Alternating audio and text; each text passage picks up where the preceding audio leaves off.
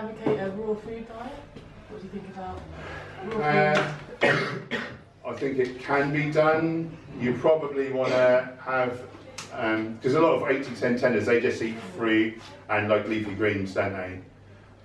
That can sometimes be low in selenium, so you'd want to have like the odd Brazil nut every day or every other day at least. It's probably alright. I've heard there's some science to say that raw foodists don't live as long as more starch based. I've not looked into that, but that's something I've recently heard. That was on Corey McCarthy's channel. But then again, Jeanette Murray-Wakeland and Alan Wakeland, marathon a day, 366 consecutive days, and they just ate that, and 64, 68 years old. That can't be that bad, can it really? You can't get very good like ripe fruit in this country, though, can you? Yeah, I would. We did do it for a time, and we quite enjoyed it, didn't we? Because the fruit was. But the fruit's not the best. Once you've been doing it for a while, especially if you go abroad and then you have some properly ripe fruit, because obviously they pick it too early to ship it here, you don't enjoy it so much anymore. So. It's easy to do in the summertime. Yeah, and you'd be for an athlete like. The protein would be a little low. The protein would probably only be like 5% of your calories, which is probably all right for an average Joe, but anyone doing any sort of hard training, like high intensity training, I'd say. So when I did that, I did add in protein powder, if I'm honest, so that wasn't completely raw. Hello. Sorry, Megan. You're all right. I have a few friends who aren't vegetarian yet, but they're starting to listen to me a bit more and like saying, I'll do it for 2 days a week, blah blah. What do you think is a good sort of thing they can read or watch to just sort of make that push, like finally get them there? Because a lot of them know what I'm saying and get that, but just are like, oh, but it just feels so good kind of thing. Yeah. You get them on something, like maybe they don't really care about their health. One thing I noticed lately, because we went to the Vegan Futures event in London, and I didn't know about the environmental aspect, and I suddenly learned they said a 5-year-old child at this rate won't make it to retirement age. So anyone with a new baby, like if you say that to them, they'll just switch. You just got to find whether it's ethics, so the usuals like Earthlings, Unity, speciesism. What's another good one, Michael? You know more over this. Gary Gary Yourofsky's the best speech you'll ever hear. Changelings is not one of that? Changelings, I've not heard that. Yeah. I'm learning something now as well, this is good. Yeah, you'll get them on something. Nutrition Facts will go really like. Every year Dr. Gregor brings out a video about what he's learned over the year, and just basically if you eat animals, you are just, every time you have saturated fat or cholesterol, this is happening. It's the #1 killer. In nature, a true or obligate omnivore doesn't get that. Like they can eat as much animal as they want, but it's our #1 killer. So, did you have a question? No, you didn't, did you? Sorry. No, I was looking behind you. Sorry. Peter, the organisation Peter, they do a free. I think they call it a vegan starter pack or something like that. You can get it free via their website. Yeah. And it's a really good sort of concise summing up of everything that's good about vegan. So maybe get a bunch of copies of that and give them to your friends. I actually signed up for that like months ago and I never got. Oh right. I did like a few days later, so try again. Oh yeah, I'll try again maybe. Yeah. Have a look on Michael, the vegan activist. Have a look on his YouTube channel. He's got so many awesome resources, like how and why to go vegan. Like, you'll get them somehow.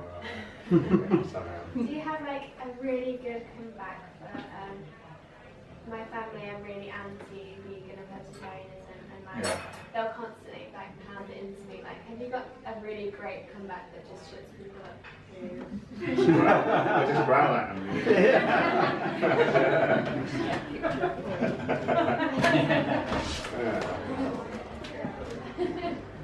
Just, everyone likes to think that they're compassionate, and I think in our hearts most people are compassionate, and you just have to open their eyes to. What was that saying? If sort of houses had glass walls, everyone would be vegetarian. It's just. Just getting them to see that, I suppose. Hello, my lovely. What time At what time? What time does this finish? No, at what point did you start looking into the ethical side of things? Probably at least a year or maybe 2. What would you say? Yeah, A little while, didn't it? I did it for the health reasons. And then I was researching like recipes and like knowledge, and I accidentally saw what happens to the animals. And I suppose like beforehand, if I'd have seen that, I would have just looked away. But the fact that I was vegan, I guess I was happy to look at it and see like, and I just felt so ashamed, and yeah. Forget where I was going with that. I got all upset then.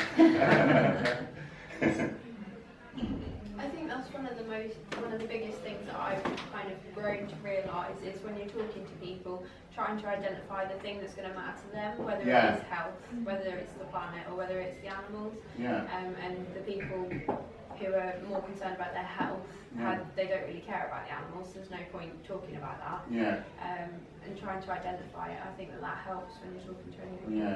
Yeah, definitely. Do you have any good tips to add, Michael? You're the man with all this sort of malarkey. In regards to... Now I forgot what we were talking about. That's what I've got. I was always passing it over. Where's the main... Any tips for what was it? It's a good stock answer, wasn't it?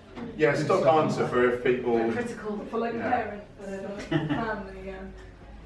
Well, like in terms of, because it's hard to have like one size fits all kind of answers, but Vegan Sidekick has a website, it's just vegansidekick.com, and he has this thing called his guide, and obviously he has like cartoons and things, and you can use his things just quickly, in an entertaining way to show it.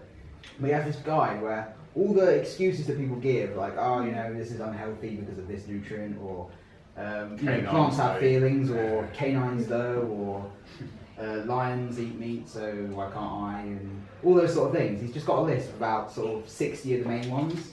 You'll hear those. If you just get those, you can like paste them to people. You can kind of just make notes from those and use that. And I've used that so many times, and people just think I've written it, but you just save you time. And you can just give that to people, share it to them, and that helps. Yeah. Good answer. Another Norwich boy. We've got so many good resources in Norwich. He's got there's a restaurant in Toronto now, Doomies, is it called?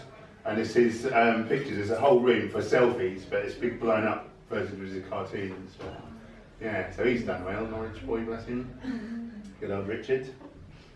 Yeah, I've got 4 minutes. Come on, damn you, go. So, just being on the fence now, when you sort of think about the industry of farming, in particular, and people say, well, there wouldn't be cows in the field, there wouldn't be sheep in the field.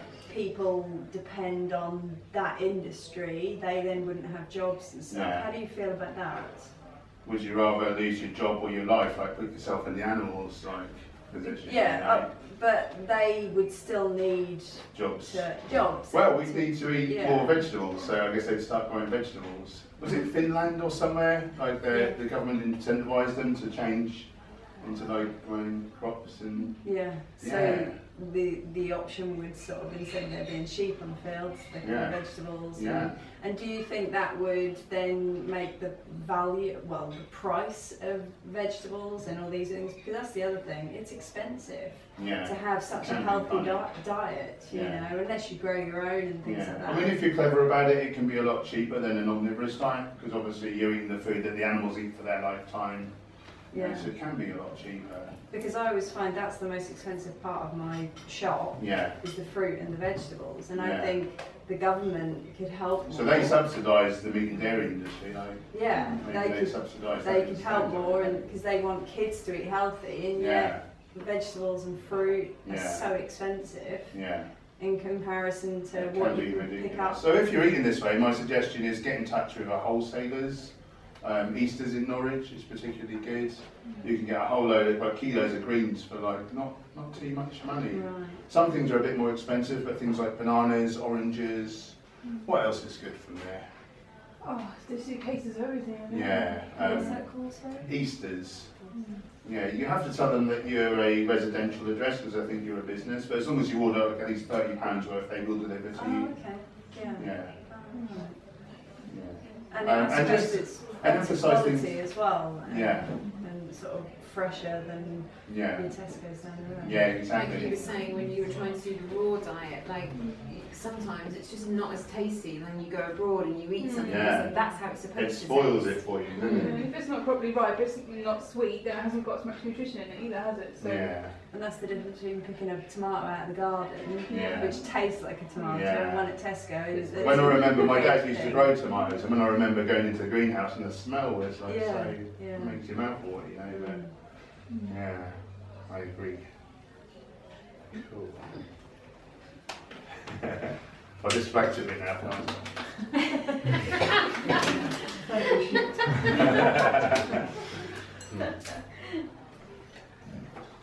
Well, this is awkward. Banana Warrior, I need you to help me out with your stinky Like finger.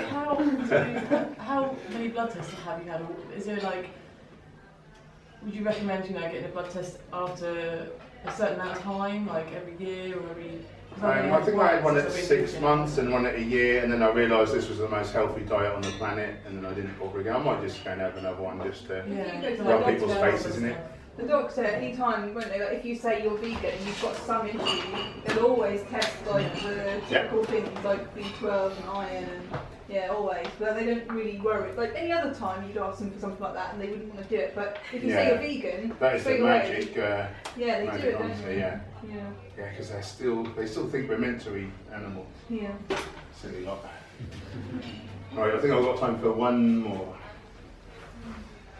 Do you drink alcohol? Who said that? Sorry. Okay, fine. No. I like a couple of times in the last couple of years, like we have done, but don't really enjoy it anymore. I enjoy the feeling of being hydrated and energised, and so I've sort of gone off that, but it's not great for us, you know. Whatever you put in your mouth is either promoting or preventing disease, and not only does it put years in your life, but it puts life in your years as well, and the odd bit on occasion probably won't really harm you, but I'm just in love with feeling. I don't do anything by half, so when I used to drink and stuff, I would go crazy and that wouldn't have ended nice in a good place if I hadn't changed, so I sort of know now I'm better off sort of avoiding that whole thing, but we're all different, aren't we? But I don't think there's any real health benefits to alcohol, much as people try and say, there's resveratrol in the red wine, like why not just have the grapes,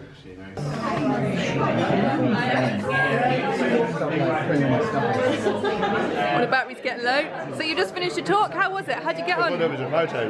Yeah, that was fine. Yeah. That was the next step in my evolution. Yeah, you were brilliant. I loved it.